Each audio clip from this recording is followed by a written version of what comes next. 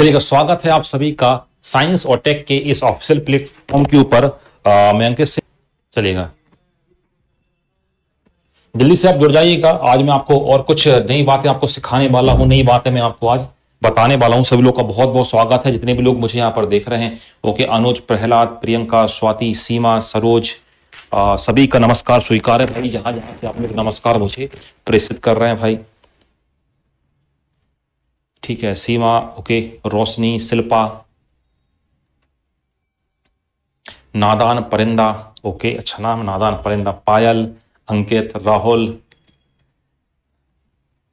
प्रमोद, अजय, जितने नाम स्पीड से मैं पढ़ पा रहा हूं, रिया, रेनू, तनु, कविता, सीमा, बिट्टू, सभी का बहुत बहुत स्वागत है भाई, सभी का बहुत बहुत स्वागत है। चलेगा, तो जल्दी से आप जुड़ जाइएगा। अब मैं नाम नहीं पढ़ पा रहा हूं क्योंकि अब बहुत तेजी से नमस्कार यहां पर हो रहा है। जय महाकाल भाई, जय महाकाल, सभी का बहुत बहुत स्वागत है। ओके, रोशन, पायल, टप्पू, रेनू, राजा, अभिषेक, टीना, जुगाल, ओके, रीना, रोहित, सुभाष, विनय, जिनके मैं नाम पढ़ पा रहा हूं, बाकी सबसे माफी चाहूंगा क्योंकि यहाँ पे स्क्रॉल बहुत तेजी के साथ हो रहा है। मैं बहुत बढ़िया हूं भाई। मेरा कमेंट पढ़िएगा। ओके, लोकेंद्र पढ़ लिया भाई। सीमा, ओके, कमलेश,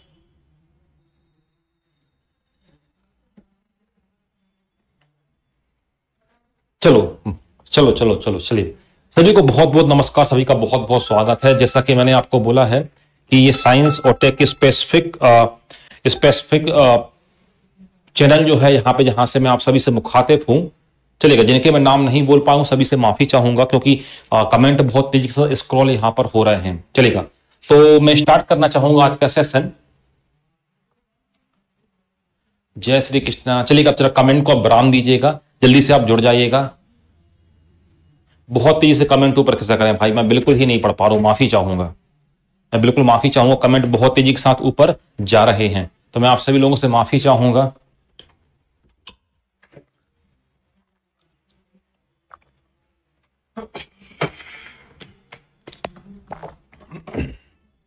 चलिएगा,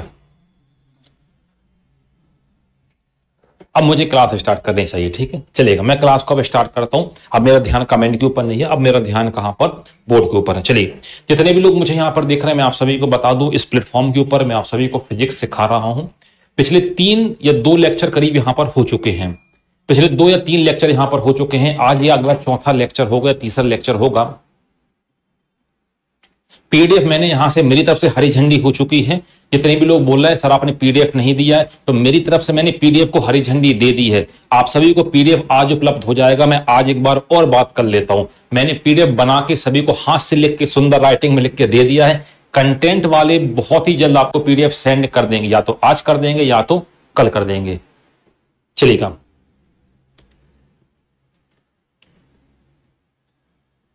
चलो बात करते हैं। हाँ, डॉप्सन यूनिट की चर्चा मैं आप सभी के साथ करने वाला हूं। डॉप्सन इकाई के मैं आप सभी के साथ चर्चा करने वाला हूं। अब सर ये कौन सी नई बला आप लेकर आ गए, इतनी सारी इकाइयां बता दी और एक और नई इकाई आप मेरे सामने लेकर आ गए। ये नई इकाई, इसको आप बोलो डॉप्सन इकाई। सर ये डॉप्सन इकाई क्या कहलाती है? हाँ जी, 3rd लेक्चर, डॉप्सन इकाई क्या कहलाती है। ध्यान से मेरी बात को समझना, सारी बातें आपको समझ में आएंगी। ये होगी आपकी क्या, ये होगी पृथ्वी, और पृथ्वी का ये हो गया क्या, स्ट्रेटोस्फियर। इसको आप बोलते हो समताप मंडल। और आप सभी ने पढ़ा होगा समताप मंडल या स्ट्रेटोस्फियर में एक लेयर पाई जाती है। इस लेयर को आप क्या बोलते हो, लेयर का नाम क्या होता है, ओजोन लेयर, ठीक है। और आप सभी ने ये भी पढ़ा होगा सर ओजोन लेयर में डिप्लीशन हो रहा है, ओजोन लेयर में। ओके, अंशु क्या बोल रहा है, सर मैं आपकी डेली यूट्यूब की क्लास देखती हूं, बहुत ही अच्छी लगती। धन्यवाद अंशु। वहां पर मैं रिप्रोडक्टिव सिस्टम बता रहा हूं, मैं आपको यहाँ के लोगों को भी मैं बता दूंगा, जिनको पढ़ना होगा तो वो आ सकते हैं। चलेगा, बात करते हैं डॉप्सन इकाई क्या कहलाती है। तो डॉप्सन इकाई समझने से पहले ये समझते हैं, पृथ्वी जो होगी, पृथ्वी का जो समताप मंडल जो होगा, स्ट्रेटोस्फियर जो होता है, समताप मंडल में एक लेयर पाई जाती है जिसको आप क्या बोलते हो, ओजोन लेयर। सर ये ओजोन लेयर क्या काम करती है? तो ओजोन लेयर का सबसे मेन फंक्शन ये होता है, जो सूर्य जो होता है, सूर्य से आने वाला जो रेडिएशन जो है, कौन सा रेडिएशन? यूवीए, यूवीवी। हिंदी वाले इसको बोलते परावैंगनी विकिरण। तो ओजोन लेयर क्या काम करती है? इस परावैंगनी विकिरण को रोकती है, ताकि यहां पर जितनी भी जो स्तनधारी हैं या जितनी भी जो जीव हैं ये स्किन कैंसर से बच जाएं। मेरी बात समझ में आ रही है? तो कहने का मतलब क्या है, ये जो ओजोन लेयर यहां पे क्या काम कर रही है, ये सूर्य से आने वाले परावैंगनी विकिरणों को रोक रही है। ठीक है सर, ये तो हमें पता है, कुछ अच्छी सी बात बताओ। चलो अच्छी सी बात मैं आपको बताता हूं। मैंने बोला कि भाई साहब इस ओजोन लेयर में डिप्लीशन हो रहा है, मतलब ओजोन लेयर में क्षति हो रही है या डिप्लीशन हो रहा। आपने बिल्कुल सर, बिल्कुल हो रहा है। एरोसॉल ग्रुप के क्लोरोकार्बन और क्लोरोफ्लोरोकार्बन इस ओजोन लेयर को नुकसान पहुंचा रहा है। मैंने बोला बहुत बढ़िया। तो आपने बोला इसकी ओजोन लेयर की मोटाई कम हो रही है। मैंने बोला चलो ये बात ही मैंने समझ ली। अब क्वेश्चन मेरा ये है, मुद्दा मेरा ये है कि ठीक है, अब ओजोन लेयर की मोटाई क्या हो रही है सर? ओजोन लेयर की मोटाई कम हो रही, मैंने मान लिया, चलो ये कम हो रही, मगर मैं कैसे मापूं? ऊपर ले जाऊंगा मीटर नापने के लिए। ओजोन लेयर की मोटाई कम हो रही है, कैसे मापा जाए? मेरी बात समझ में आ रही? मुद्दा समझ में आ गया? तो इस मुद्दे का सॉल्यूशन पहली बार निकाला एक साइंटिस्ट थे, इनका नाम था जीएनबी डॉप्सन। इनका नाम क्या था? GNB Dobson. ये एक क्या है? जीएनबी डॉप्सन, ये एक वैज्ञानिक का नाम है, जिन्होंने क्या काम किया, इन्होंने बोला कि भाई साहब ओजोन लेयर की मोटाई को मापने के लिए आपके पास कोई भी इकाई नहीं है।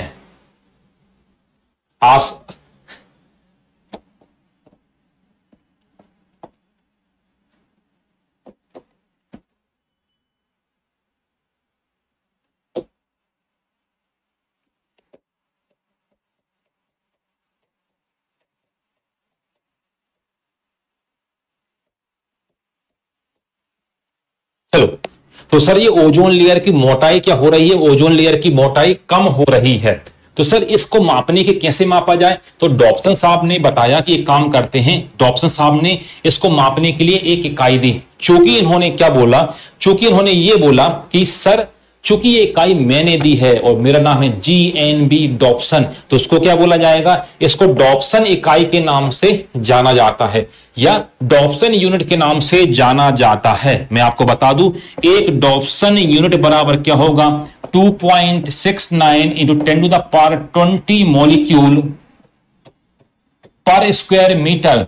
प्रति वर्ग मीटर में यदि इतने मॉलिक्यूल हैं, प्रति वर्ग मीटर में यदि इतने मॉलिक्यूल हैं, ये डॉप्सन इकाई कहलाती है। तो डॉप्सन इकाई के द्वारा क्या किया जाता है सर? डॉप्सन इकाई के द्वारा ओजोन परत में स्थित ओजोन लेयर की मोटाई को मापा जाता है। मेरी बात समझ में आ रही है? ओजोन परत की मोटाई को मेजर किया जाता है या इसको मापा जाता है। पहली बार इकाई को किसने दिया? पहली बार इकाई को दिया गया है जीएनबी डॉप्सन के द्वारा। इस इकाई को यहां पर दिया गया है। सर इकाई क्या कहलाती है? तो ये रही, एक डॉप्सन इकाई बराबर कितने? 2.69 गुणे 10 की घात 20 मॉलिक्यूल का मतलब अणु प्रति वर्ग मीटर। मेरी बात आपको समझ में आ रही है? यह कहलाता है क्या? डॉप्सन इकाई कहलाता है। इतनी बात समझ में आ रही है? तो यहां पर देख लो, आज रीना गुप्ता का है बर्थडे, तो भाई सभी लोग उसको विश कर दो, हैप्पी बर्थडे बोल दो, तो उसका दिन भी बहुत अच्छा हो जाए। तो रीना मेरी तरफ से भी जन्मदिन की ढेर सारी शुभकामनाएं। ठीक है, तो सभी लोग विश कर दो भाई। रीना गुप्ता का है आज बर्थडे, उसने मुझे बता दिया है। चलो रीना, अब आपको ढेर सारी बधाइयां मिलना शुरू होने वाली हैं, तो दिल थाम के बैठो। तो आरती, इंडियन आर्मी, उसी अंकित राजपूत, सीमा, सभी लोग यहां पे तुम्हें बधाइयां देना शुरू कर चुके हैं। ठीक है, चलो, तो आप उसको बधाइयां भी देते रहिए, यहां पर आप समझते रहिए। इतनी बात समझ में आ रही डॉप्सन इकाई क्या कहलाती है? इतनी बात आप सभी को समझ में आई, डॉप्सन इकाई क्या कहलाती है?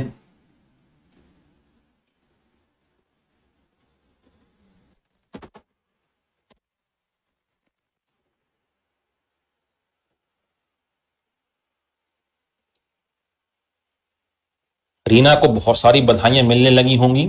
मिल लगी क्या? मिल रही हैं। कोई टॉफी दे रहा, कोई चॉकलेट दे रहा है।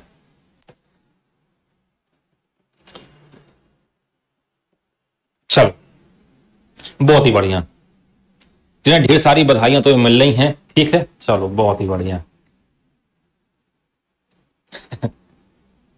ढेर सारी मुस्कान दे रही है, अजय बधाई दे रहा, पायल, शिवानी, ओके, ऋतु, अंकित बधाई दे रहा है, मनीष बधाई दे रहा है, टीना बधाई दे रही है, अजय, आकाश, सुरेंद्र, ओके, दीवान, बहुत सारे लोग बधाई दे रहे हैं तुमको रीना, ठीक है। रजनी, रेनू, अभिषेक कुमार, सुनील गुर्जर, सभी लोग तुम्हें बधाई दे रहे हैं, ठीक है। चलो तो मैं फिर से रिपीट करता हूं, मैंने क्या बताया, मैंने डॉप्सन इकाई के ऊपर चर्चा की। डॉप्सन इकाई क्या कहलाती है? तो ओजोन लेयर जो होती, ओजोन परत को मापने के लिए पहली बार इस इकाई को किसने दिया था? जीएनबी डॉप्सन नामक वैज्ञानिक ने दिया था। और एक डीयू बराबर क्या होगा? 2.69 10 to the power 20 molecule per square metre आपको यहां पर देखने को मिलेगा, ठीक है सर। ये भी हमें बात समझ में आ गई। चलो ध्यान से आप देखो, तो आगे की मैं बात करता हूं आप सभी से।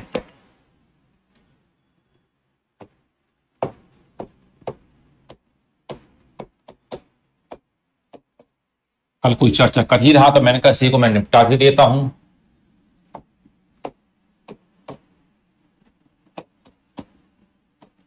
सर दो चीजें होती हैं हर जगह हमने देखा है, एक कहलाता द्रव्यमान कहलाता है और दूसरा भार यहां पर देखने को मिलता है।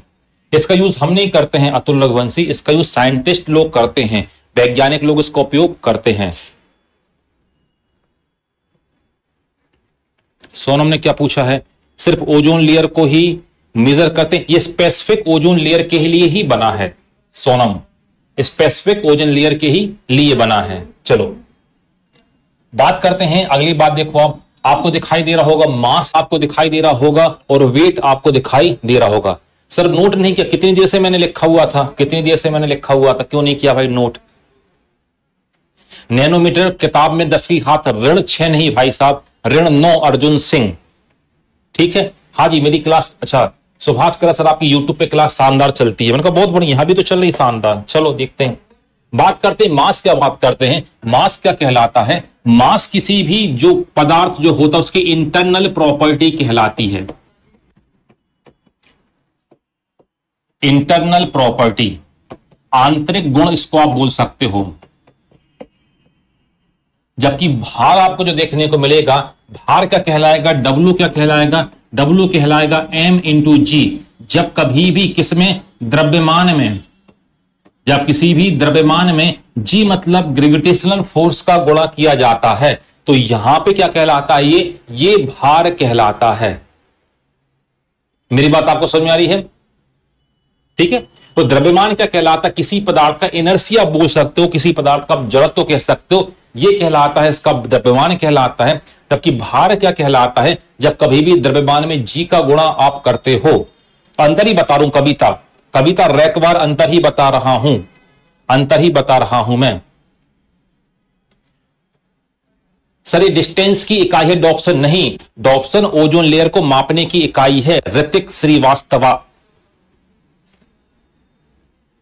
हाँ जी उसी के ऊपर चर्चा कर रहा हूं। देखो बात करते हैं द्रव्यमान, तो द्रव्यमान आपको हर जगह क्या देखने को मिलेगा? ये आपको सेम देखने को मिलेगा। जबकि जो भार जो होगा ये आपको डिफरेंट आपको देखने को मिलेगा, मतलब आपको अलग अलग जगह पर अलग अलग भार देखने को मिलेगा।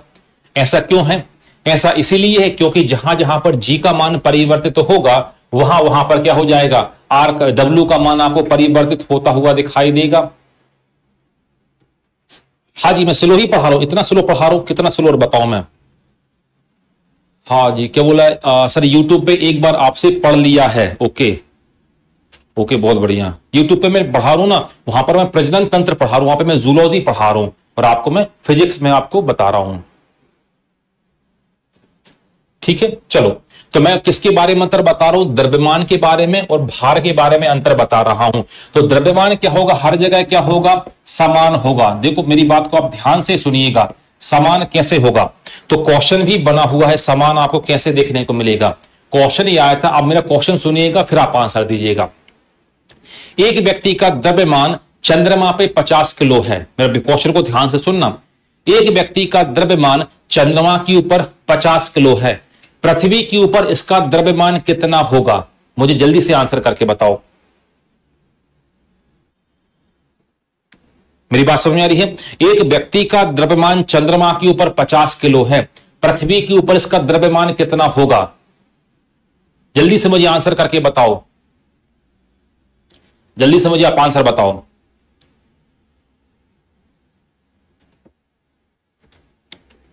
टीना कपूर किसका एग्जाम्पल बताऊं? बताओ टीना कपूर। टीना कपूर बोले सर आप एग्जाम्पल भी तो बताओ। कमेंट इतने तेजी से आ रहे हैं, कई लोग बोले हैं 0, कई लोग बोल रहे हैं 300 किलो। देखो अब मैंने बोला था ना,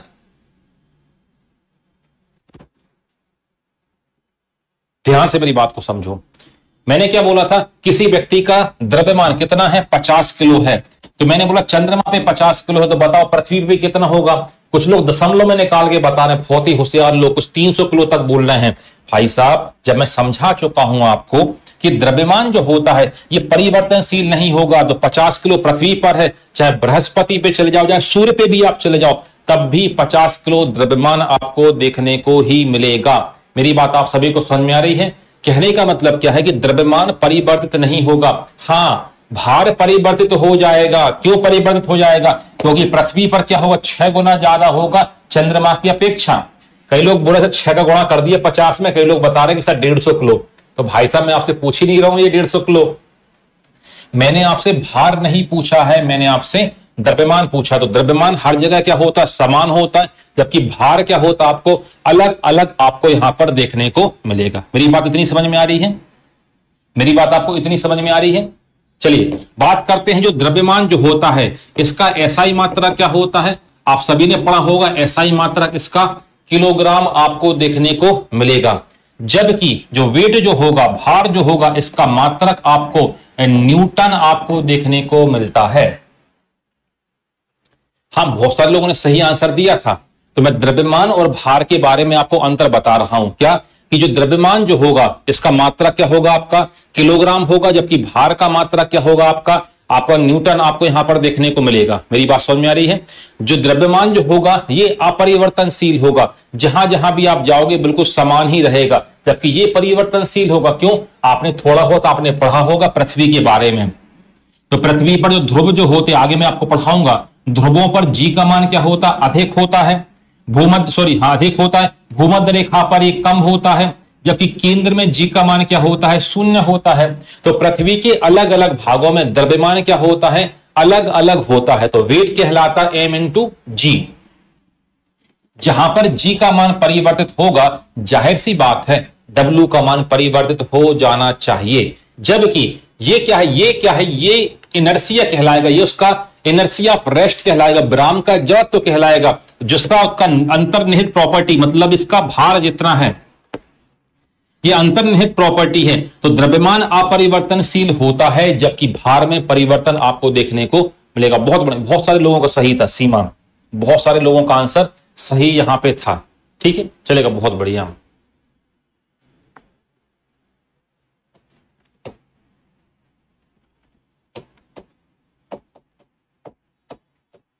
आगे चर्चा करना चाहूंगा।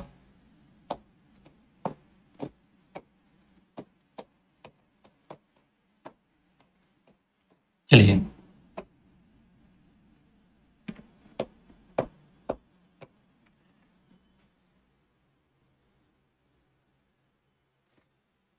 गुड लाइक, ये कैसा नाम है? 4 दिनों की पीडीएफ मेरी तरफ से रेडी हो चुकी है। मैंने यहां से हरी झंडी दिखा दी पीडीएफ को। टेक्निकल टीम जब आपको भेज दे, मेरे ख्याल से आज भेज देना चाहिए, मैं टेक्निकल टीम से आज कांटेक्ट कर लूंगा। मेरी तरफ से पीडीएफ जा चुकी है। ठीक है, मैंने पीडीएफ को भेज दिया, मेरी तरफ से पीडीएफ चली गई है। चलो बात करते हैं। 2 आपको क्वांटिटी आपको देखने को मिलेगी, एक कहलाता सदिश कहलाता है और दूसरा अदिश कहलाता है। चलिए सर, इसमें अंतर क्या क्या होता है सदिश और अदिश में? तो पहले मैं सदिश के ऊपर चर्चा आपके साथ करता हूं, अदिश आपको समझ में आ जाएगा। ऐसी फिजिकल क्वांटिटी, ऐसी भौतिक राशियां जहां पर आपको क्या चाहिए? आपको मैग्नीट्यूड के साथ डायरेक्शन भी चाहिए। सर कैसी कैसी बातें कर रहे हो? मैग्नीट्यूड हिंदी में इसको बोलते हैं मात्रा, जैसी को बोलते हैं परिमाण। मैग्नीट्यूड के साथ आपको क्या चाहिए? मैग्नीट्यूड के साथ आपको चाहिए डायरेक्शन। ऐसी भौतिक राशियां, फिर से देखो ध्यान से, ऐसी भौतिक राशियां जहां पर आपको क्या चाहिए? दिशा के साथ साथ परिमाण या मात्रा। भाई साहब ये परिमाण है, ये परिणाम नहीं है, ये रिजल्ट कतई नहीं है। तो ऐसी भौतिक राशियां जहां पर दिशा के साथ साथ परिमाण मतलब डायरेक्शन के साथ साथ मैग्नीट्यूड की भी आवश्यकता होती है, जहां पर दिशा के साथ साथ मैग्नीट्यूड की भी आवश्यकता होती है, तो ये भौतिक राशियां कहलाती, सदिश राशियां कहलाती हैं। मेरी बात आप सभी को समझ में आ रही है? जबकि अदिश राशियां ऐसी भौतिक राशियां जहां पर केवल काम किससे चल जाएगा, जहां पर केवल मैग्नीट्यूड से काम चल जाएगा, परिमाण या मात्रा से यहां पर क्या चल जाएगा, काम चल जाएगा। इन भौतिक राशियों को बोलते हैं अदिश राशियां। मैं फिर से रिपीट कर रहा हूं, ऐसी भौतिक राशियां जहां पे आपको दिशा के साथ साथ परिमाण की भी आवश्यकता होती है, इन भौतिक राशियों को बोला जाता है क्या, सदिश राशियां कहलाती हैं। जबकि ऐसी भौतिक राशियां जहां पर आप देखो आपको परिमाण केवल और केवल परिमाण की आवश्यकता होती है, जैसे एग्जांपल मैं आपको देता हूं, समझना। मैंने बोला कि घड़ी में अभी 4:30 बज रहे हैं। मैंने क्या बोला, घड़ी में अभी 4:30 बज रहे हैं। आपका कतई ध्यान नहीं जाएगा, आप कोई भी नहीं पूछेगा सर किस दिशा में 4:30 बज रहे हैं, कोई पूछेगा क्या? आपको मतलब केवल मतलब केवल किस बात से है, आपको मतलब केवल इस बात से है कि घड़ी में बज रहे हैं भाई साहब कितने, 4:30। तो ये 4:30 क्या है, ये है आपकी मात्रा है, ये है आपकी मात्रा है।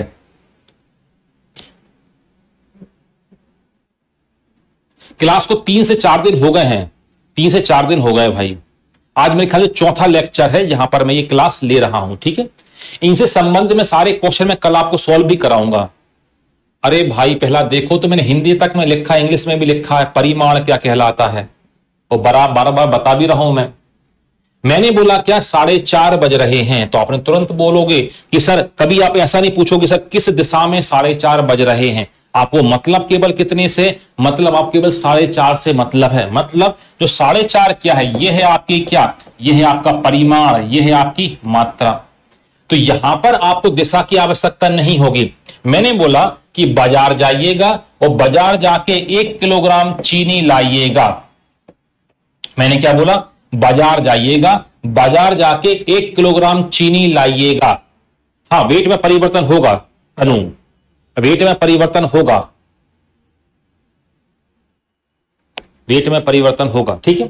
मैंने बोला बाजार जाओ, बाजार से 1 किलोग्राम चीनी लाओ। आप मेरे से कभी ये नहीं पूछोगे सर किस दिशा में, क्यों? क्योंकि आपको मतलब किससे, केवल एक से मतलब है, और एक क्या है, एक है आपका परिमाण, एक है आपका क्या, मात्रा, बस। इसके अलावा कभी भी आप बार बार मेरे से ये कतई नहीं पूछोगे कि सर किस दिशा में चीनी लाना है, क्यों?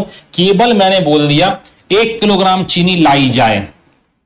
जो 1 किलोग्राम है यह है भाई साहब मात्रा है, और मात्रा को बोलते परिमाण या इंग्लिश में बोलते मैग्नीट्यूड कहा जाता है। तो ऐसी भौतिक राशियां, ऐसी फिजिकल क्वांटिटीज जिनमें केवल मैग्नीट्यूड की आवश्यकता होती, जिनमें केवल परिमाण की जरूरत होती है, इन भौतिक राशियों कहा जाता, अदिश राशियां कहा जाता है। जबकि ऐसी भौतिक राशियां जहां पर परिमाण के साथ साथ डायरेक्शन, सर एग्जाम्पल दो उसका, जरा देता हूं मैं एग्जाम्पल। देखो मैं बात करता हूं डिस्प्लेसमेंट की, बात करता हूं, एग्जाम्पल मैं इसका देता हूं, ध्यान से समझिएगा। मैं एग्जाम्पल देता हूं डिस्प्लेसमेंट, हिंदी में इसको बोलते क्या, विस्थापन। देखो विस्थापन, तो मैंने बोला क्या, मैं बता रहा हूं, मेरी बात तो सुनो, तो कमेंट कितने क्यों कर रहे हो भाई। इससे क्वेश्चन बनते हैं कि कौन सदिश है, कौन अदिश है, कौन सदिश है, कौन अदिश है, ऐसे क्वेश्चन बनते हैं। कल मैं आपको क्वेश्चन सॉल्व कराऊंगा ना इसके, तो आपको बताऊं कैसे क्वेश्चन बनते हैं। कमेंट सभी के दिख रहे हैं, मगर इतनी तेजी से यहां पे लिखवा, मैंने कितनी बार परिभाषा बोली, इतने में तो आप लिख लेते, इतने में तो आप लिख लेते। मैं जल्दी से बोलता हूं, आप देखो ऐसी भौतिक राशियां जहां पर दिशा के साथ साथ परिमाण की भी आवश्यकता होती है, सदिश राशियां कहलाती हैं। जबकि ऐसी भौतिक राशियां जहां पर केवल मात्रा की आवश्यकता होती है, अदिश राशियां कहलाती हैं।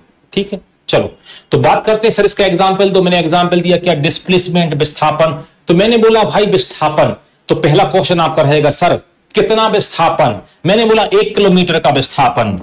मैंने क्या बोला, 1 किलोमीटर का विस्थापन। आपका अगला क्वेश्चन रहेगा सर किस दिशा में विस्थापन।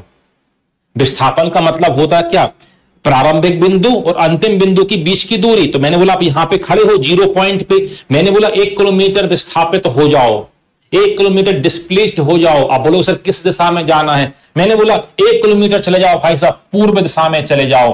तो 1 किलोमीटर जो हो गया ये हो गई मेरी क्या, ये मेरी हो गई मात्रा, और जो पूर्व जो हो गई ये मेरा क्या हो गया, डायरेक्शन। तो ऐसी भौतिक राशियां जहां पर क्या क्या चाहिए होगा, मात्रा के साथ साथ आपको दिशा की भी आवश्यकता होती है, मात्रा के साथ साथ दिशा की भी आवश्यकता होती है। इन भौतिक राशियों को ही कहा जाता है क्या, सदिश राशियां कहा जाता है। आपसे यहां पे कैसे क्वेश्चन पूछे जाएंगे कि निम्नलिखित में से कौन सदिश है और कौन अदिश है, ठीक है, कौन सदिश है कौन अदिश है, ठीक है, मेरी बात समझ में आ रही है। तो ऐसी फिर से रिपीट कर देता हूं भाई मैं, देखो आप ऐसी फिजिकल क्वांटिटी जहां पे आपको डायरेक्शन, मैग्नीट्यूड के साथ डायरेक्शन भी चाहिए, परिमाण के साथ दिशा भी चाहिए, इनको बोलोगे सदिश। और जिनमें केवल आपको क्या चाहिए, मात्रा की आवश्यकता होगी, वो क्या कहलाते हैं, वो आपके कहलाते हैं अदिश राशियां यहां पर कहलाती हैं। जैसे आप देखो डेंसिटी, घनत्व,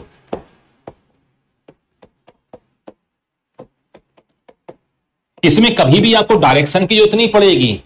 आपने क्या बोला, आपने सर टेम्परेचर, तापमान, इसमें कभी भी आपको दिशा की आवश्यकता नहीं होगी। मैंने बोला कि मेरे शरीर का तापमान 37 डिग्री सेल्सियस है, आप कभी भी नहीं बोलोगे सर किस दिशा में 37 डिग्री सेल्सियस है, क्यों, क्योंकि यहां पे मुझे दिशा की आवश्यकता कतई नहीं है। ऐसी भौतिक राशियां जहां पर केवल मात्रा से ही काम चल जाए उनको आप क्या बोलते हो, वो कहलाती हैं आपकी अदिश राशियां कहलाती हैं, जहां पर मात्रा के साथ साथ डायरेक्शन भी आपका चाहिए। जैसे मैंने बोला वेग, तो आपको तुरंत आपको ध्यान आना चाहिए वेग, तो वेग क्या कहलाता है, वेग कहलाता विस्थापन बटे समय, डिस्प्लेसमेंट अपॉन टाइम। और विस्थापन के लिए डायरेक्शन की आवश्यकता थी, मैंने बोला विस्थापित हो जाओ, आपने बोला कितना विस्थापित हो जाएं, मैंने बोला 1 किलोमीटर विस्थापित हो जाओ। अगला क्वेश्चन, किस दिशा में हो जाएं सर विस्थापित, मैंने बोला पूर्व दिशा में 1 किलोमीटर चले जाओ। तो जो पूर्व जो हो गई है, ईस्ट जो हो गई, होगी आपकी दिशा हो गई, और जो एक जो हो गया वो क्या हो गया आपका, ये हो गया आपकी मात्रा। तो ऐसी भौतिक राशियां, अच्छा अमन कुछ बोलना है क्या, कि आप सब जितना सुनेंगे उतने लोग कमेंट करेंगे, ठीक है कोई दिक्कत नहीं, कोई दिक्कत। आप जितने भी लोग मुझे समझ चुके 3-4 लेक्चर में, वो तो बिल्कुल आराम से बैठ के समझ रहे हैं, और मेरी गारंटी है मैं फिजिक्स का एक एक कंसेप्ट आपका क्लियर करा दूंगा। जो लोग थोड़े हो सकता है नए आए हो इसलिए वो बार बार कमेंट कर रहे हैं, कोई दिक्कत नहीं सर, आप बहुत अच्छे से पढ़ाते हैं, समझ में आ जाता, ठीक है। मैं पूरा प्रयास करता हूं समझाने का, पूरा प्रयास करता हूं मैं आपको समझाने का। अब फिर कुछ लोग बीच में नए आ जाते हैं, सर फिर से बताओ, तो फिर से बताना पॉसिबल नहीं, क्योंकि मुझे सबको साथ में लेके चलना और समय से सिलेबस भी आपको कराना है, ठीक है भाई। मैं कमेंट जब यहां पे पढ़ाता हूं ना, तो फिर मैं कमेंट पे ध्यान फिर नहीं दे पाता हूं, ठीक है। चलो चलिए, ये थी आपकी सदिश राशियां और अदिश राशियां। ध्यान से आप देखिएगा, आगे मैं बात करने वाला हूं डिस्टेंस और डिस्प्लेसमेंट के ऊपर। डिस्टेंस को हिंदी वाले बोलते हैं दूरी, और एक होता डिस्प्लेसमेंट।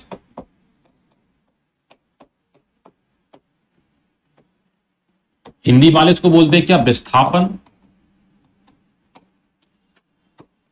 देखो ये छोटी छोटी सी डेफिनेशन यहां पर होती हैं, क्योंकि जब मैं आपको थोड़ी आगे चीजें आपको ले जाऊंगा तो बार बार चर्चा होगी, दूरी फिर होगा विस्थापन, ये क्या कहलाता है, मेरी बात को आप ध्यान से समझना। एक मैं डायग्राम आपको बना के बताऊंगा, इस एक ही डायग्राम से आप सारी बातें आप समझ जाओगे।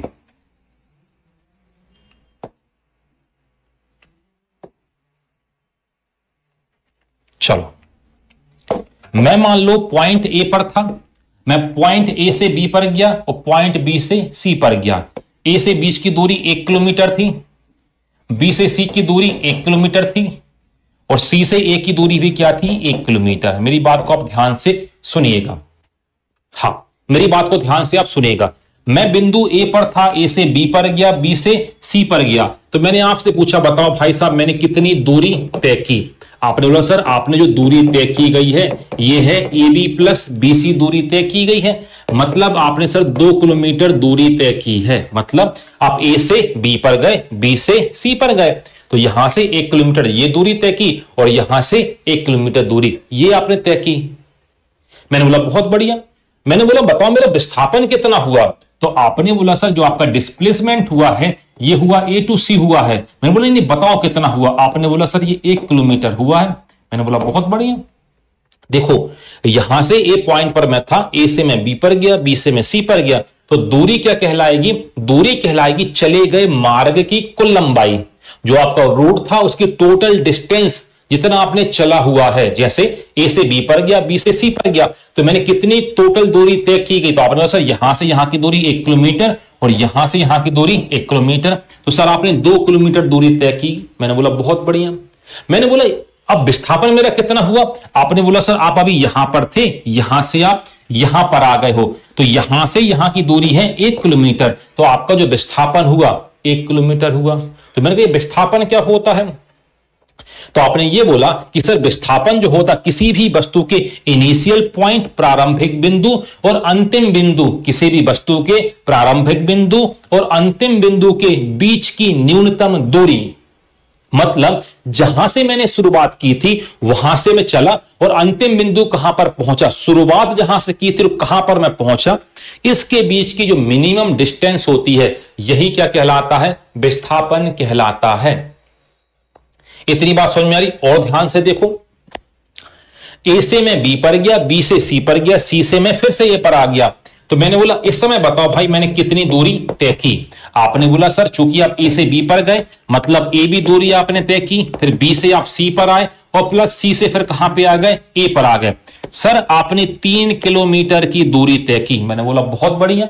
क्यों? क्योंकि मैं ए से बी पर गया, बी से सी पर गया, सी से फिर ए पर आ गया। सर आपने 3 किलोमीटर की दूरी तय की। मैंने बोला बहुत बढ़िया। मैंने बोला मेरा विस्थापन कितना होगा? विस्थापन तो बताओ जरा। आपने बोला कि सर आपने जहां से शुरुआत की थी ए से बी पर गए, बी से सी पर आए, सी से पुनः ए पर आ गए, मतलब जहां से आपने शुरुआत की थी सर वहीं पर आपका अंत हो गया, आपकी जो दूरी जो थी उसका अंत हो गया। आपने बोला सर आपका विस्थापन शून्य हुआ। मैंने बोला क्या? मैंने बोला मेरा विस्थापन शून्य हुआ। मैंने विस्थापन शून्य क्यों हुआ? आपने बोला कि सर विस्थापन जो होता है प्रारंभिक बिंदु और अंतिम बिंदु के बीच की दूरी होता है। चूंकि ए से बी गया, बी से सी गया, सर जहां से आपने यात्रा शुरू की थी, इसका मतलब यह हो गया जहां से आपने यात्रा शुरू की थी आप दोबारा से फिर वहीं पर आ गए हो। जहां से यात्रा शुरू की थी आप दोबारा से वहीं पर आ गए हो। तो प्रारंभिक बिंदु अंतिम बिंदु तो यही है, तो विस्थापन मेरा क्या हो गया? शून्य हो गया। अब मेरी बात को ध्यान से आप समझना, ध्यान से आप सुनना। बात करते हैं दूरी क्या कहलाती है? किसी पिंड के द्वारा, किसी ऑब्जेक्ट के द्वारा चले गए मार्ग की कुल लंबाई, इसको दूरी कहा जाता है। जबकि सर विस्थापन क्या कहलाता है? इनिशियल पॉइंट प्रारंभिक बिंदु और अंतिम बिंदु की बीच की दूरी को क्या कहा जाता है? विस्थापन कहा जाता है। मैंने बोला बहुत बढ़िया। आपने बोला सर दूरी धनात्मक दूरी, आपने बोला सर दूरी कभी भी शून्य नहीं होगी। देखो ए से बी पर गया, बी से सी पर गया, सी से ए पर आ गया, आपने सर आपने 3 किलोमीटर चला है, तो दूरी कभी शून्य नहीं होगी, मगर विस्थापन तो भाई साहब शून्य हो सकता है। देखो आप ए से बी पर गया, बी से सी पर गया, सी से फिर ए पर आ गया, तो विस्थापन शून्य हो सकता है मगर दूरी शून्य नहीं होती है। मैंने बोला बहुत बढ़िया। फिर आपने बोला सर दूरी का एसआई मात्रक आपने ही पढ़ाया है, सर दूरी का एसआई मात्रक मीटर होता है। मैंने बोला बहुत बढ़िया। तो मैंने कहा विस्थापन करो, बताओ तो भाई। आपने बोला सर विस्थापन का एसआई मात्रक भी मीटर होता है, एक समानता हो गई। मैंने बोला बहुत बढ़िया। तो दूरी क्या कहलाती है? किसी पिंड के द्वारा, किसी वस्तु के द्वारा तय किए गए मार्ग की कुल जो लंबाई जो होती है इसी को क्या कहा जाता है? दूरी कहा जाता है। जबकि प्रारंभिक बिंदु और अंतिम बिंदु के बीच की न्यूनतम दूरी को ही क्या कहा जाता है? विस्थापन कहा जाता है। ठीक है, निसी मैंने कम से कम 4 बार आपको डेफिनेशन बोल दी है, 4 बार मैंने डेफिनेशन आपके साथ डिस्कशन कर ली है। फिर से बोल देता हूं। दूरी क्या कहलाती है? किसी वस्तु के द्वारा तय की गई मार्ग की कुल लंबाई को दूरी कहा जाता है, जबकि प्रारंभिक बिंदु और अंतिम बिंदु के बीच की न्यूनतम दूरी को विस्थापन कहा जाता है। दूरी कभी भी शून्य नहीं होगी मगर विस्थापन शून्य हो सकता है। मेरी बात समझ में आ रही है? दूरी क्या हो सकता? दूरी का एसआई मात्रक मीटर होता है, एसआई मात्रक विस्थापन का भी क्या होता है? मीटर होता है। एमपी फॉरेस्ट वाली में कितने दिन का सिलेबस? अभी मुझे पढ़ाना, मैंने 4 दिन ही तो हुए हैं। ठीक है अजय, तो आप तो मन लगा के आप पढ़ाई करिएगा। आप मन लगा के आप पढ़ाई करेगा, मैं बहुत ही, जब आप बोलोगे धीरे धीरे रिदम में आपको आते जाओगे, मैं आपकी स्पीड बढ़ाते जाऊंगा, ठीक है। क्योंकि मुझे सभी लोगों को लेकर चलना पड़ता है, कुछ लोग का सब्जेक्ट हो सकता है साइंस ना भी हो, कई का सब्जेक्ट साइंस हो सकता है, इसलिए मुझे सबको लेके चलना पड़ता है। अभी मैं धीरे धीरे ही आपको यहां से लेके चलूंगा। चलो चलो, छोटी छोटी परिभाषाएं आपको देखने को मिलेंगी। बात करते स्पीड।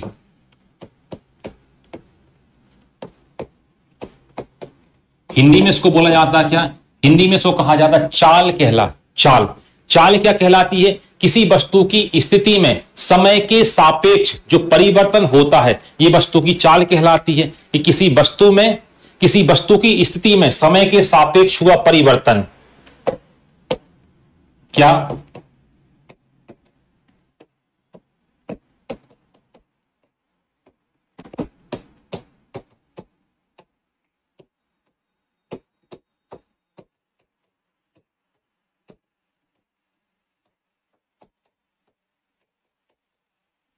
चलिए बात करते हैं चाल क्या कहलाती है। किसी वस्तु में समय के सापेक्ष हुआ जो परिवर्तन, इसको क्या कहा जाता है? स्पीड कहा जाता है या चाल कहा जाता है। आप सभी लोगों ने देखा सुना समझा होगा कि स्पीड या चाल बराबर क्या कहलाता है, तो आप सभी को जानकारी भी होगी। चाल बराबर आप सभी ने सुना होगा क्या? दूरी बटे समय। दूरी मतलब डिस्टेंस, डिस्टेंस अपॉन क्या? टाइम। चलो, चाल बराबर सर क्या होता है? चाल बराबर होता है दूरी बटे समय, distance upon time. Okay, physics पढ़ के अच्छा लग रहा है, बहुत बढ़िया। हाँ जी, एकांक समय भी आप बोल सकते हो, इकाई समय भी आप बोल सकते हो। तो मैंने क्या बोल दिया? समय के सापेक्ष, मतलब टाइम के अकॉर्डिंग उसमें चेंजेस उसमें आपको देखने को मिल रहे हैं। अच्छा, अमन बोला कि सर आप बड़े सीधे हैं, इतने में तो आदित्य सर डांट देते हैं। ठीक है, मैं जनरली डांटता तो ऐसा नहीं हूं मैं। आप जैसा पूछते जाते हो मैं आंसर भी उसका करते जाता हूं। अतुल देख लिया मैंने आंसर, मैंने देख लिया। आपने क्या बोला है? समय के एकांक समय में, एकांक मतलब यूनिट टाइम में। तो मैंने क्या बोल दिया? देखो, समय के सापेक्ष, समय के अनुसार जो क्या हो रहा है, जो परिवर्तन हो रहा है। नीलेश बोला सर हैंड राइटिंग बहुत अच्छी है, धन्यवाद भाई। ठीक है, जो किसमें टाइम के अकॉर्डिंग में चेंज जो आ रहा है, इसी को आप क्या बोलते हो? स्पीड बोलते हो। स्पीड या चाल क्या कहलाता है? दूरी बटे समय आपको यहां पर देखने को मिलेगा। यदि मैं आपसे पूछूं कि बताओ भाई साहब, चाल का एसआई मात्रक क्या होगा, फिर आप बोलोगे सर आपने सिखाया कि दूरी का मात्रा क्या होता है, मीटर होता है, और समय का मात्रा क्या होता है, सेकेंड होता है। तो देख लो आप, चाल का मात्रक क्या आपको देखने को मिलेगा? चाल का मात्रक आपको यहां पर देखने को मिलेगा क्या? देखो, मीटर बटे समय आपको देखने मिलेगा, मीटर अपॉन सेकेंड। हाँ अरविंद, हो सकता है, बिल्कुल हो जाता है। अरविंद कुमार, बिल्कुल हो जाता है। हाँ जी, निश्चित समय में देखो, समय के अकॉर्डिंग तो है, समय के सापेक्ष। एकांक समय बोल दो, निश्चित समय बोल दो, समय के सापेक्ष बोल दो, टाइम के अकॉर्डिंग बोल दो, बात सब एक ही बात आप यहां पर कर रहे हो। ठीक है, अभी मुझे फिजिक्स पढ़ाने को कहा गया है गुरजीत, आगे की अपन देखेंगे, आगे की अपनी कहानी क्या है। ठीक है, ठीक है, बल में आगे अपन बात करेंगे ना इसकी, अपन बल में आगे अपन बात करेंगे। ठीक है, चलो सर, चाल चाल आपने बता दी। चाल के कुछ प्रकार भी होते हैं क्या? हाँ भाई साहब, चाल के प्रकार होते हैं, ध्यान से आप देखो। स्पीड, आपने क्या बोला सर? ये कहलाती है चाल। क्या सर चाल के कुछ प्रकार होते हैं? देखो, चाल के कुछ प्रकार होते हैं क्या? देखिएगा, चाल के कुछ प्रकार क्या होते हैं, मैं एक एक करके आपको बता रहा हूं, चाल के प्रकार मैं आपको समझा रहा हूं। चलिए बात करते हैं, पहली बात करते हैं यूनिफॉर्म स्पीड।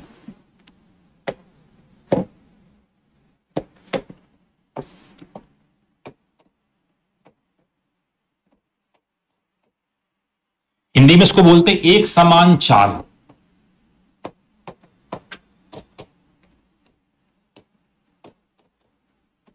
मैं एक एक करके फिर आपको समझाता हूं, एक समान चाल। दूसरा आप देखो, दूसरा कहलाएगा आपका वेरिएबल स्पीड, हिंदी बोलते परिवर्ती चाल।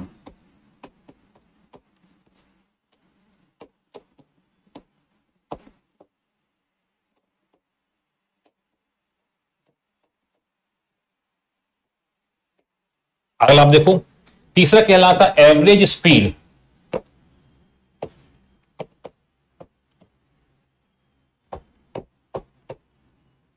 हिंदी बोलते औसत चाल।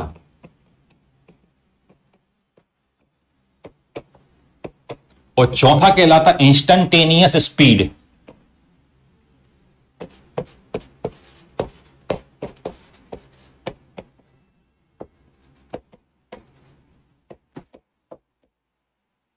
हिंदी में इसको बोलते हैं तात्क्षणिक चाल।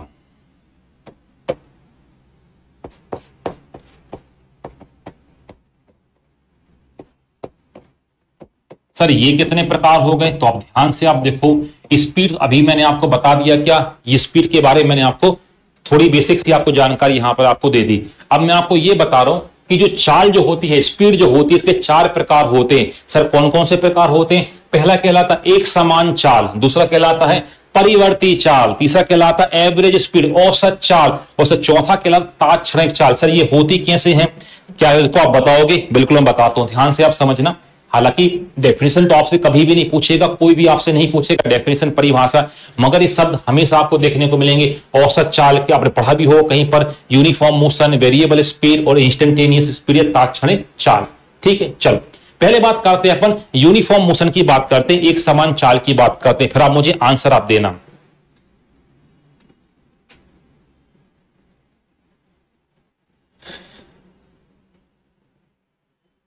ठीक है, अरे यहां पे तब ध्यान होता ना कि थोड़े कमेंट स्क्रॉल होते रहते तो कई बार नजर पड़ ही जाती, इसलिए मैं देख लेता हूं। चलो चलो मैं नहीं देख रहा हूं कमेंट में, आपको देख रहा हूं।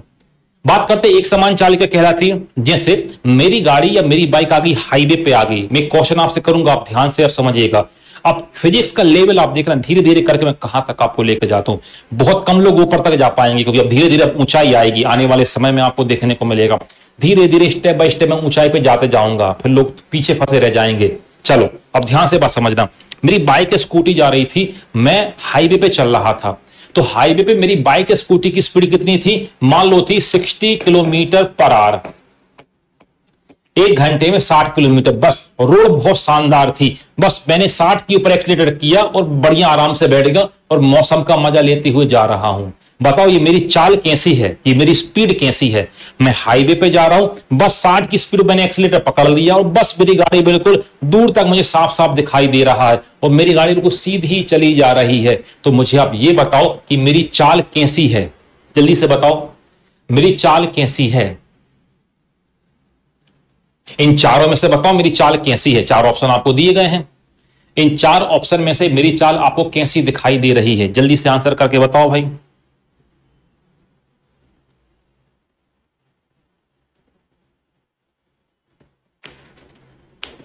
बताओ मेरी चाल कैसी है, चारों में से बताओ।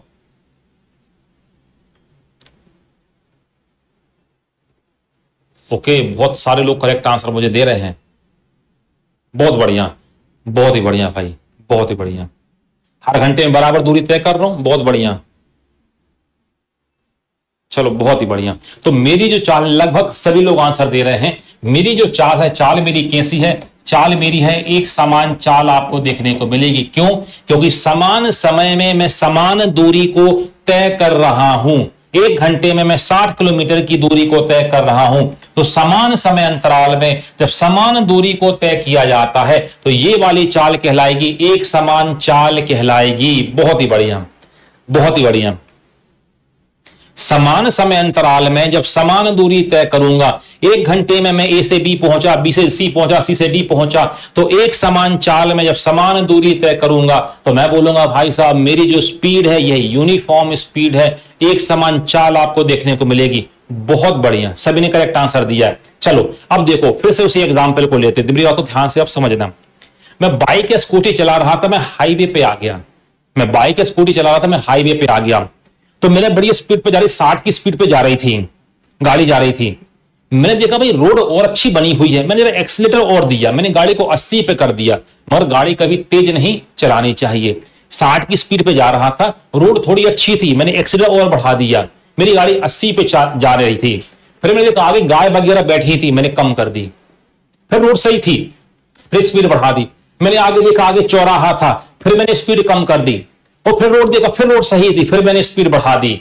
तो अब मुझे ये बताओ, ये कौन सी चाल मैंने चली है? ये कौन सी चाल मैंने चली है? ये दूसरी वाली जो मैंने चाल चली है, ये मैंने कौन सी चाल चली है? बताओ।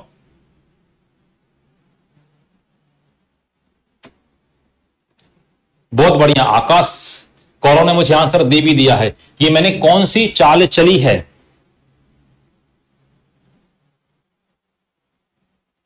बहुत बढ़िया, ये चाल कहलाती वेरिएबल स्पीड कहलाती है, परिवर्ती चाल कहलाती है। जब समान समय अंतराल में असमान दूरी तय करो। असमान दूरी कैसे? रोड खराब थी, एक्सीलेटर कम कर दिया, 1 घंटे में 20 किलोमीटर ही चल पाया। रोड अच्छी थी, एक्सीलेटर बढ़ा दिया, 1 घंटे में 80 किलोमीटर मैंने चल दिया। जब समान समय अंतराल में असमान दूरी तय होती है तो इस चाल को ही कहा जाता है परिवर्ती चाल कहा जाता है। तो अभी दूसरी बार की जो मेरी चाल थी, वो मेरी चाल परिवर्ती चाल आपको यहां पर देखने को मिल रही थी। मेरी बात आप सभी को समझ में आ रही है? तो ये मेरी चाल कैसी थी? परिवर्ती चाल थी। बहुत ही बढ़िया भाई, लगभग सभी लोग करेक्ट आंसर दे रहे हैं, मतलब सभी लोगों को बातें मेरी समझ में आ रही हैं। ध्यान से आप देखो, मैं पॉइंट ए से बी पे चला, बी से सी पर गया, सी से मैं डी पर गया।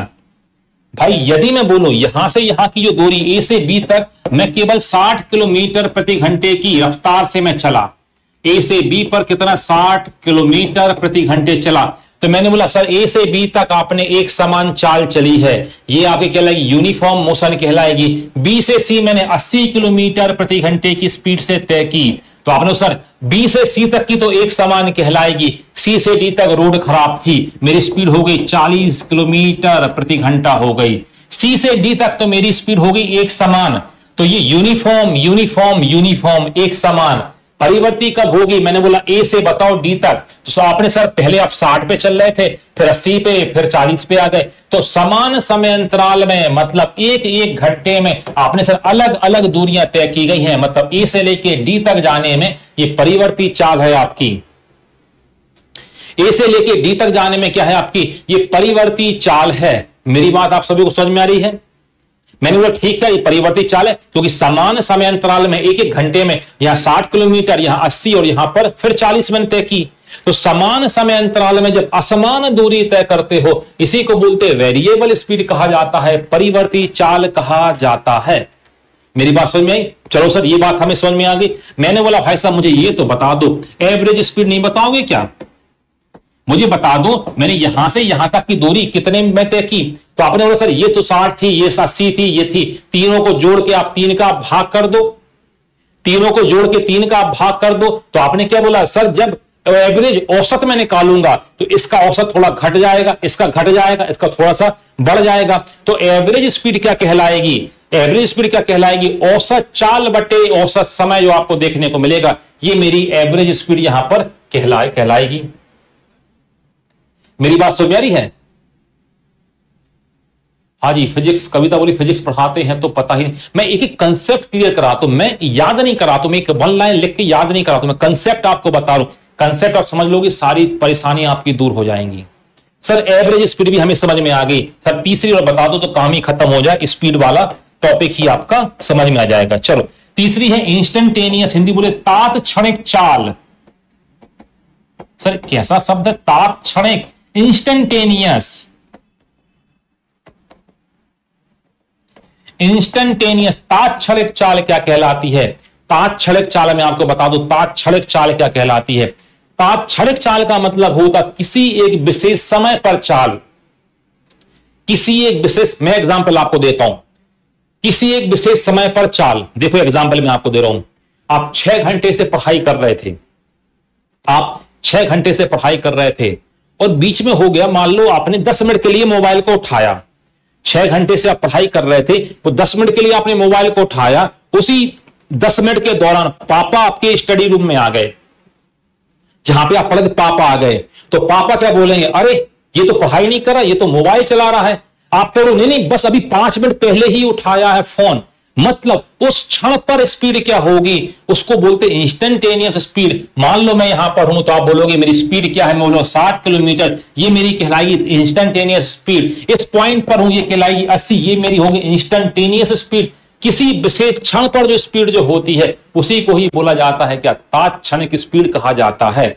जैसे अब 6 घंटे से आप पढ़ाई कर रहे थे, 10 मिनट के लिए आपने मोबाइल उठाया, मम्मी आ गई, उसी क्षण मम्मी आ गई, तो जो उस क्षण जब मम्मी आई है इसी को ही आप बोलोगे क्या, तात्क्षणिक स्पीड। मैं बाइक से चल रहा था, अचानक से फोन आया मेरे पास, मैंने बोला इस समय इतनी स्पीड है, तो यही मेरी तात्क्षणिक स्पीड कहलाएगी। मतलब उस समय, उस कालखंड में, उस समय के दौरान मेरी स्पीड क्या होगी, इसी को ही कहा जाता, तात्क्षणिक स्पीड कहा जाता है। पहला बोला सर ऐसा होता हमारे घर में, जिनके घर में ऐसा होता होगा तो मम्मी बड़ा डांटती होंगे, पापा बड़ा डांटते होंगे। क्यों डांटते होंगे? उनको लगता होगा अरे उनको मतलब थोड़ी 6 घंटे से कोई देख ही नहीं रहा था, पापा बाहर से मार्केट से आए, उन्होंने देखा ये तो मोबाइल चला रहा है, वो तो ये बोलेंगे ये तो मोबाइल ही चलाता रहता जब भी मैं इसको देखता हूं। सर बहुत अच्छे से कंसेप्ट क्लियर होगा, बहुत बढ़िया भाई, जिसको कंसेप्ट क्लियर होगा बहुत बहुत धन्यवाद भाई, बहुत बहुत साधुवाद के पात्र हैं। अब देखो, अब मेरी बात को ध्यान से आप सुनना, मैं कुछ आपको होमवर्क आपको बता रहा हूं। देखो मैं होमवर्क आपको बता रहा हूं, होमवर्क आपको करना है। आज मेरा ये चौथा लेक्चर था, ठीक है। जिन्होंने पुराने लेक्चर ना देखो एक बार आप देखना, मैंने यूनिट के बारे में आपको सारी बातें आपको बताई हैं, मात्रक क्या होते हैं, सारी चर्चाएं मैंने इसके साथ आपकी की हैं, ये सारी बातें मैंने आपको समझा दी। चलो पहली बात। दूसरी बात क्या है, जो कल जो रहेगा, कल आपका क्या होगा, टेस्ट पेपर होगा, क्योंकि जो जो मैंने आपको बताई हैं इनसे जुड़े कैसे कैसे क्वेश्चन आए हैं। एसएससी ने कैसा क्वेश्चन किया है, 10+2 ने कैसा क्वेश्चन किया है, सीजीएल में कैसा क्वेश्चन आया है, स्टेट पीएससी ने कैसे क्वेश्चन यहां से किए हैं, इनके ऊपर मैं क्वेश्चन के ऊपर कल करूंगा, मैं क्या डिस्कशन आपके साथ करूंगा। तो कल आपका रहेगा क्या, जो यूनिट वाला जो टॉपिक जो है, जहां तक मैं 4 लेक्चर में पढ़ा चुका हूं, इसका रहेगा कल टेस्ट पेपर रहेगा भाई। तो आप बिल्कुल आप प्रिपेयर होकर आइएगा, टेस्ट पेपर रहेगा, ठीक है। आपको आंसर वहां से देने होंगे, बहुत बढ़िया भाई, ठीक है। तो कल जो आपका रहेगा यहां पे आपका टेस्ट पर देखने को मिलेगा। पूजा आप बहुत अच्छा पढ़ाते हैं, धन्यवाद। चलो तीसरी बात क्या है, मैं डेली क्लास ले रहा हूं, एक चैनल है एमपीपीएससी का, एमपीपीएससी का चैनल है विनर्स।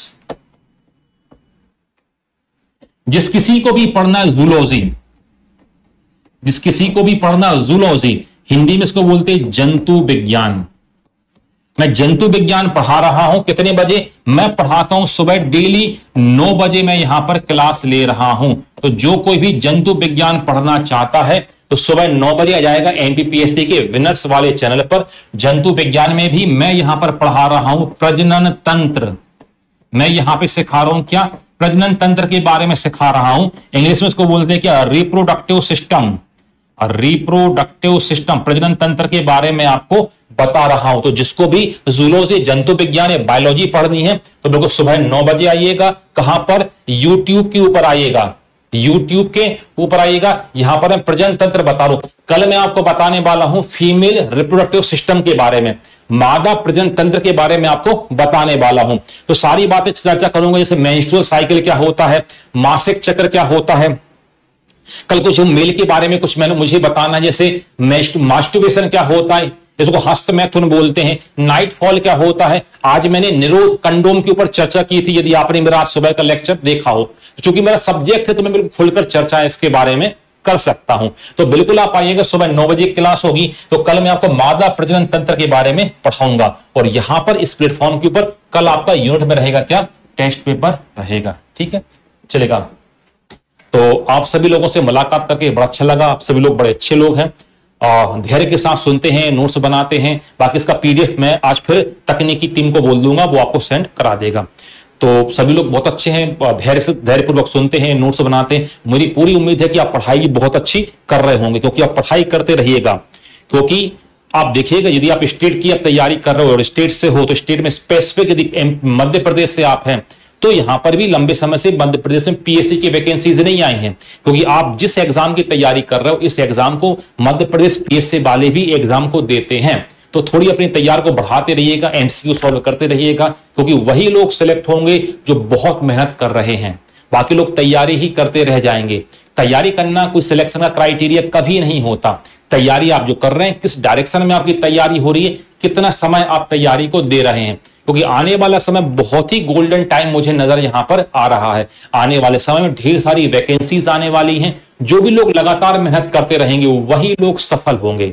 जो एग्जाम आने के बाद मेहनत शुरू करेंगे, एग्जाम डेट डिक्लेयर होने के बाद शुरू करेंगे, तो वो मेहनत तो करेंगे मगर सफल नहीं हो पाते हैं, क्योंकि बहुत लोग पहले से भी तैयारी कर रहे हैं। तो मेरा सभी को एक रहेगा, एक प्रकार से बोलना चाहिए, निवेदन रहेगा कि लगातार मेहनत आप करते रहिएगा। मैं चाहूंगा कि बहुत जल्दी सभी लोग गवर्नमेंट जॉब